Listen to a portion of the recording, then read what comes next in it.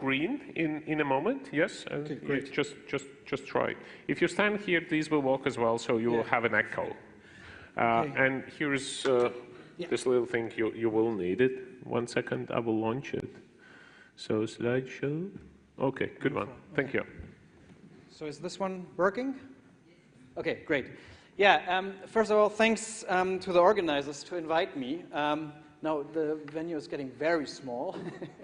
The colleague who just asked how do we implement it into technique and function, the data protection or the GDPR, I would like to tell you how we do it in Schleswig-Holstein. First of all, who am I? Why am I supposed to be able to talk to you here? First of all, I worked for nearly 11 years for the Data Protection Authority in Schleswig-Holstein and Hamburg. The last 6 years I worked in Hamburg, and basically I regulated Facebook and Google. They were these two companies who are situated in Hamburg, and so I was the one who did the legal works on these two companies. Now I changed sites, and I'm working now in Schleswig-Holstein as a project manager to implement public administration procedures. And the question of privacy by design, as we just heard, is one which is basically my daily work now. And proudly presenting, since 3 days, I'm also the designated data protection officer for 800 public schools, 280,000 pupils, and 23,000 teachers. So my job is now really to basically implement hands-on the data protection rules in Germany, in Schleswig-Holstein. You heard Bernhard Banisch this morning on how complicated the legal works is and how difficult it is basically to design legal rules to implement the General Data Protection Regulation. And there's a second part. You can make paperwork, you can make legal rules, but you also have to bring it into real action. And that's what my job is now for the next couple of years. My unit, my department I'm working for at the moment has the scope of digitalization of public administration procedures. I'm working for the Chief Information Officer of Schleswig-Holstein. And you see this here. It's Germany's true north. Yeah, you see this here. So we're way up in the north, and the Schleswig-Holstein consists of nearly 3 million inhabitants, and so from the not from the territorial scope, but from the size of people, it's probably a little bit like Lithuania and Latvia. Our job is, or my main job is, to design procedures which work or design data processing operations throughout the entire governmental sphere. Just to give you some figures, we have an annual budget of 200 million euros, which we put into action in real data processing activities. My boss told me to tell you we have 40,000 telephone devices we manage. We have 24,000 workstations we have to administer. 900 locations are connected by private fiber networks. We are not as good as the Baltics, but we're getting there. We just, at the moment, define what kind of digital projects we have to implement, and we identified 400 potentially digitalization projects. So there's a lot of work to do, and one main issue in this work is data protection. So what I'm doing now is basically to give you a talk. It's merely thoughts. It's not really that we, at this very moment, know how to do it. I think hardly anyone knows what to do at the moment in terms of what is coming up. But we have to start with a way. We have just to start to begin to discuss and try to implement the rules we have at the moment. And I try to structure this a little bit to give you some inside view into our ideas or our assumptions, guiding principles for implementing data protection rules. And I want to split this up a little bit in structure and process, in the structure and process organization of data protection, and then we may touch some legal and organizational aspects. What are the guiding principles for us? They're not the legal principles. What I mean here, everybody can read Article 5 of the GDPR. There are the legal principles. It's more like what kind of principles we apply when thinking of data protection in real action. And the very first one is data protection is not just about protecting the data subject, and it's not about protecting the organization. It is, in our understanding, a cornerstone of the rule of law. Democratic societies need data protection as a proof, not only to themselves, but also to the data subjects, that they work on a legal base. And that's our self-understanding of how we will implement data protection within public administrative procedures.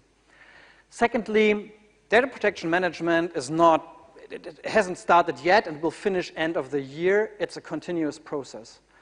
In Germany, we started quite a long time ago. Bernhard Banasch just said it. It was in the 70s. I wasn't born at this point. So it is a continuous process, and we understand it as a continuous process. So even if we finish today an information node to the data subjects, that's not the end. We will continue working on this information. So it's basically a task which will guide me through my entire working life if I'm doing data processing activities, or if I work on data processing activities. Then, well, it's a bit ironic if someone standing on a stage talking about data protection will quote Sheryl Sandberg, but in one point she's right. Done is better than perfect. So don't try, and that's our understanding, don't try to be perfect. You will never be perfect in this sense. It's more like start with it and try to improve every time. It's better you have started than you think of, maybe this is not perfect enough, so I rather wait. So just start now, do your job. And, well, the accountability requirement in Article 5, paragraph 2 of the General Data Protection Regulation is not just paperwork. The accountability means not only that you show data subjects or your organization that you are compliant, you also have to do it. You have to not only prove it, but you have to put it on the reels. So when we started, or when we think of implementing the GDPR, we think in three categories. First of all is organization. That's what we just heard a talk on. I will dwell a little bit longer on this issue as well. We talk about concrete shaping, designing the processing activities, and we talk about law. Although I'm a lawyer, I will not dwell too long on this, because we heard a talk from Bernhard this morning. I just said it. Ensure that your processing is in fact compliant with the General Data Protection Regulation. What do I mean with this? First of all, it is okay if you inform your data subject. It is okay if you make the processing activities information, if you're fine with it. That is okay, but make sure that in fact, behind it, your data processing activities are actually working on the level of the GDPR or your local regulations. In Germany, we have developed, from a former job, the data protection authorities, and especially the one in the real north, or Germany's true north. I can't get used to this one. We have the so-called standard data protection model. It was issued and approved by the German Conference of Independent Data Protection Authorities, and is the model of how to implement the principles of Article 5 into real technical and organizational matters. So it is translated into English, otherwise I wouldn't have presented it to you here. And it's not perfect, to stick with Sheryl Sandberg, it's not perfect, but it is one methodology to try to really transform the legal requirements into real technical and organizational measures. What do we do now within Schleswig-Holstein in the Department for Digitalization?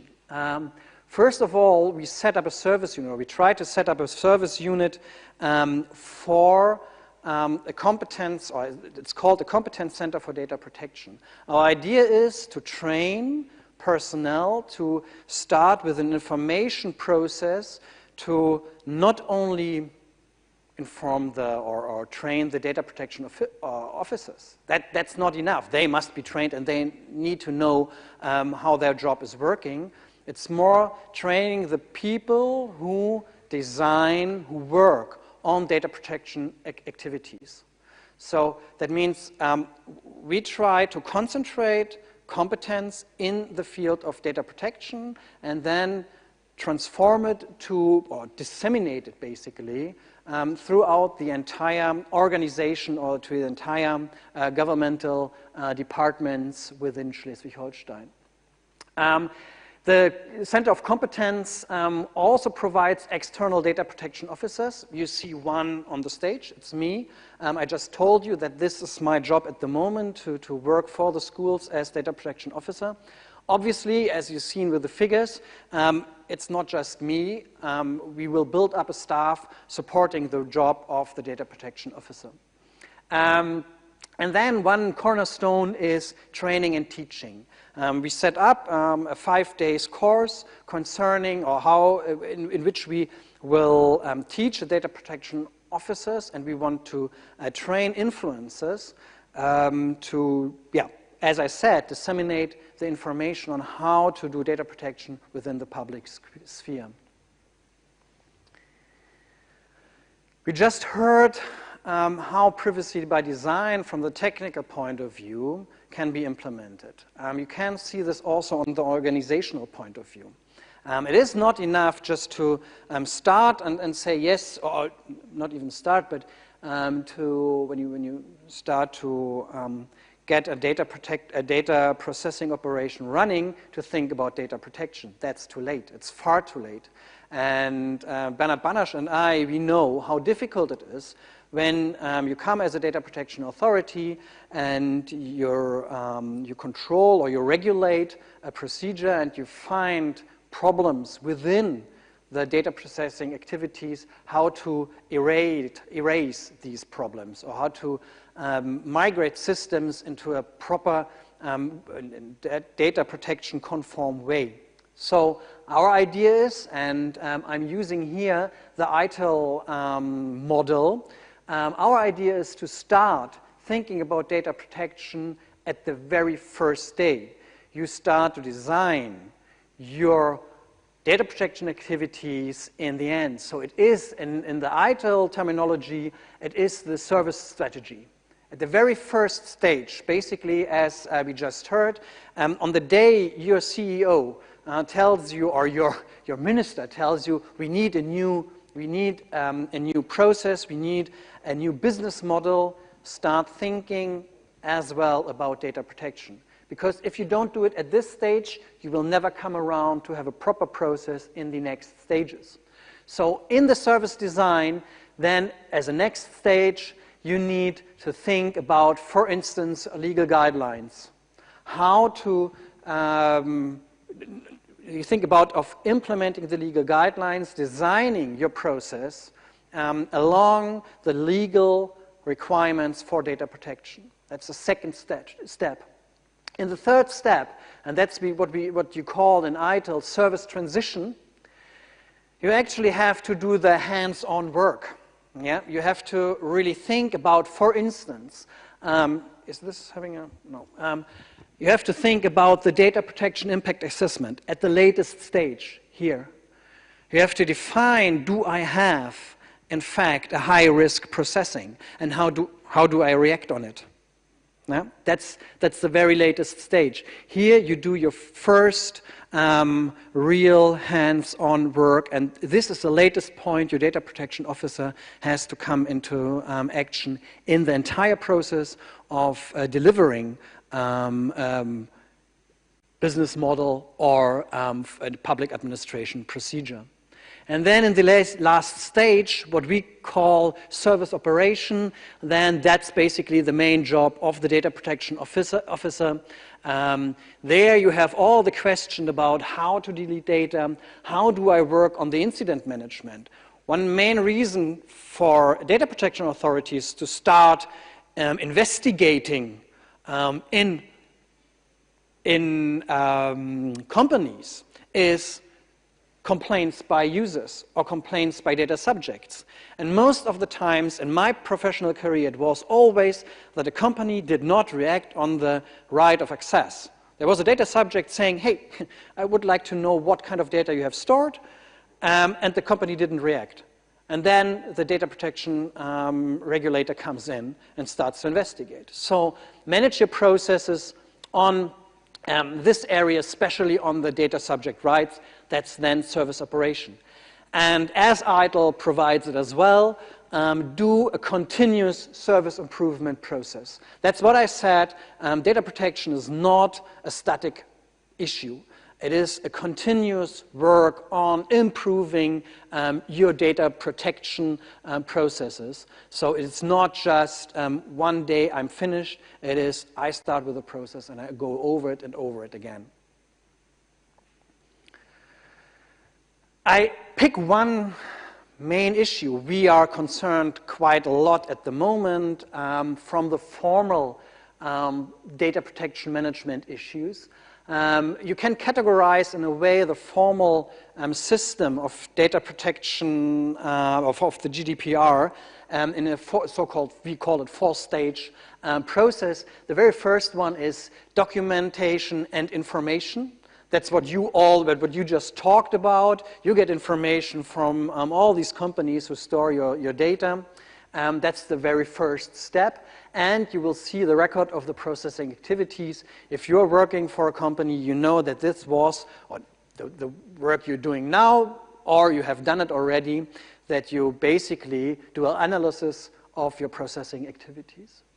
Then in the second stage, and this is where we are at the moment for basically all public procedures, it's an enormous and tremendous task at the moment. What we check is whether we need a data protection impact assessment. That's what my job is at the moment. I support the guys doing this job. And in case we have high-risk procedures, which I suppose we will have, and we have for sure, we will go in the so-called prior consultation phase. This means we contact the data protection authority in case we do not believe or we're not quite sure whether our technical and organizational measures actually react on the high risk we identified in the phase beforehand. And then in the very last stage from the formal point of view, that's what I can show you back, what I just discussed here in the service operation phase. We have the notification and communication of data breaches. So that's the last stage in our view, as we see it. And that is especially if basically you have a problem and how to communicate this. I would like to stress a little bit more this data protection impact assessment, not so much telling you when is the threshold, when the threshold arrives. It's more like how do we deal with this issue at the moment. You probably know the Article 29 Working Party paper. I worked on it. I did actually the paperwork with all my colleagues as well. To be quite honest, at the moment, I see what we worked on and some kind of criticism. Yeah, it's nice, but it's not very operational. It's a self-criticism. As I said, it just took 3 or 4 months to realize this. As I said, I changed sides. We are waiting at the moment for the so-called blacklist, whitelist, however you want to call it, of the data protection authorities telling us what is a high-risk processing activity. It's still lacking, Bernard, time to react. But in the best case, at the moment, in Germany at least, it's work in progress.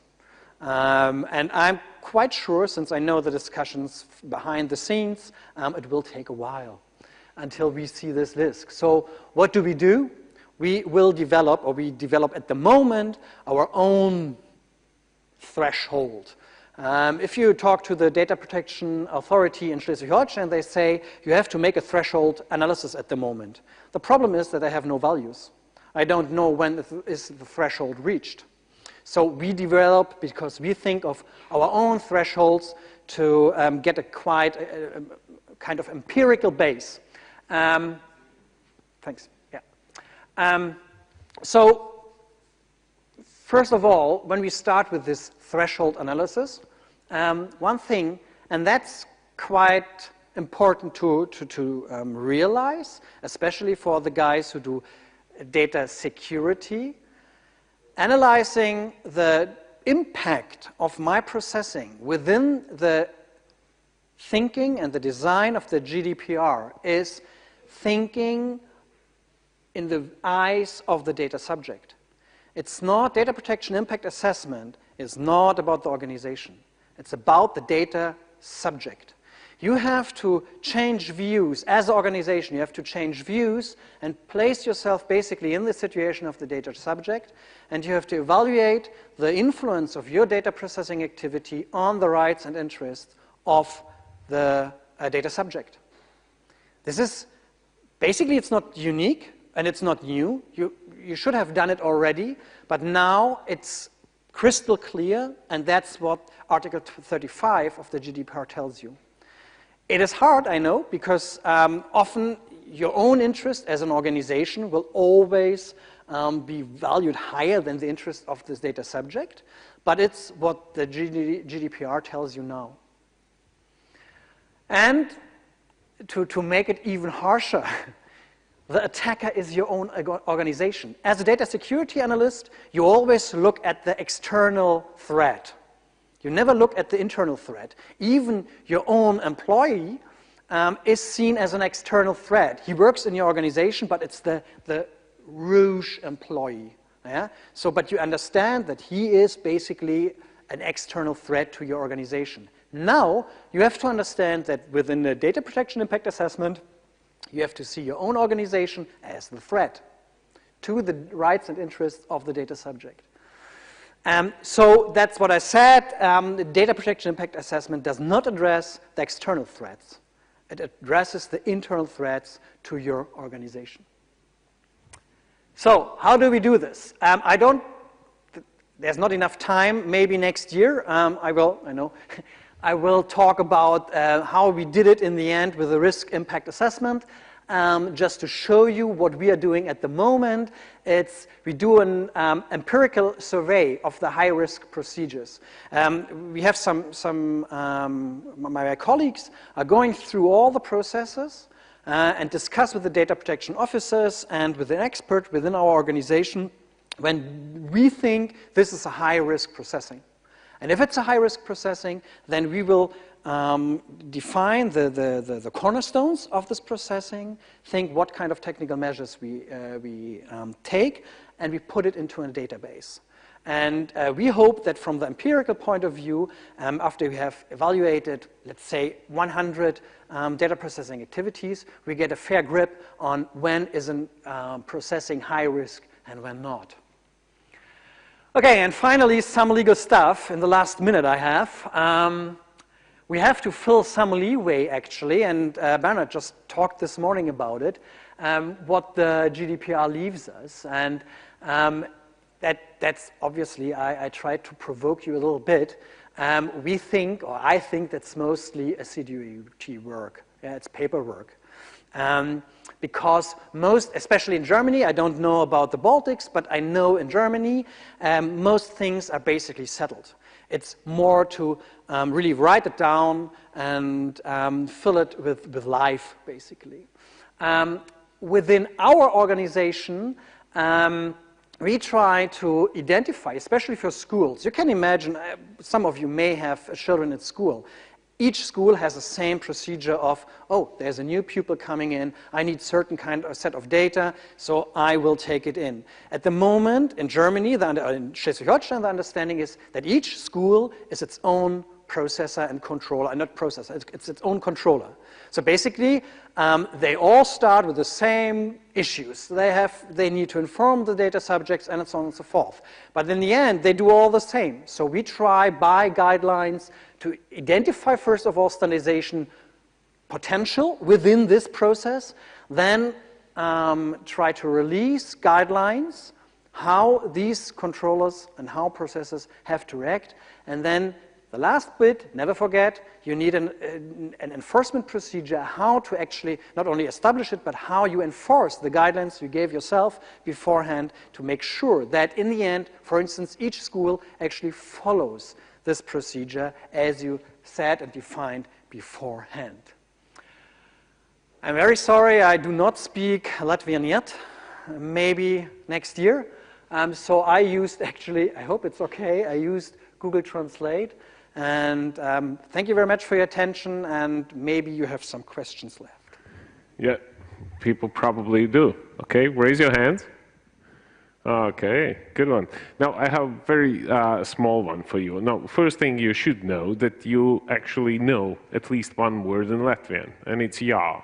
Ja, okay. Ja. It's quite simple. As long as I remember from what Bernardo is, so the governmental institutions, and I think schools as well, so they are not actually fined for any breaches, etc. Now, one of the slides suggested that we are, or you are, still seeking some empowerment because, well, we understand that the teachers, they are obviously very busy people. I mean, they have kids and I don't know when you taught something last time in kindergarten, but Gdpr is like a subject on somewhere on the Mars in that sense. Now, how do you implement this Gdpr, at least simple rules within an extremely busy environment that actually cares more about kids, education, etc., rather than any data computers? Standardization. The answer is standardization, which means it's a question of quality management and giving tools, in the technical sense, giving tools to teachers, to secretaries in the schools, for instance, how to manage the process. It's not, I do not expect that each school headmaster is a data protection officer and thinks the entire time about data protection. But it's for us, the department I'm working for, designing the processes that from privacy by design, from the very first start of collecting data, we have a process which cradle to grave, you know. I start to collecting the data, and by standardization, everyone, and at every stage, you know what to do. And from the self-assessment or from self-understanding of public clerks in Germany, it is to talk about it. It is kind of a question of honor to be in law, in the line with the law. You know, even for teachers. Ordnung is a nice like you have to be in. Yeah, exactly. Yeah, you have to be in Ordnung. It's all about trust, also of the constituency. You know. Yeah. Okay. Do you feel any bottom-up pressure? Like, is there anything coming up from the parents of these kids or so? No, we heard there is this GDPR. Little story. As I said, since 3 days, I'm a data protection officer for all schools in Schleswig-Holstein. And I said, please do not use my personal email address. Because I want to keep it for the rest of the job I have to do. Give me a functional address. And it was Datenschutzbeauftragter Schule. And this thing was 3 hours online, and I received already 3 questions. So I'm sure that there will be lots of requests, I have my email account not opened yet today, because I wait until Monday, and I will see. I'm sure there will be lots of questions. Okay, good one, good one. That will keep you, in a shape. Yes, it will. I'm sure. Yes. Okay, Moritz, thank you very much for a great presentation. A nice applause to Moritz. And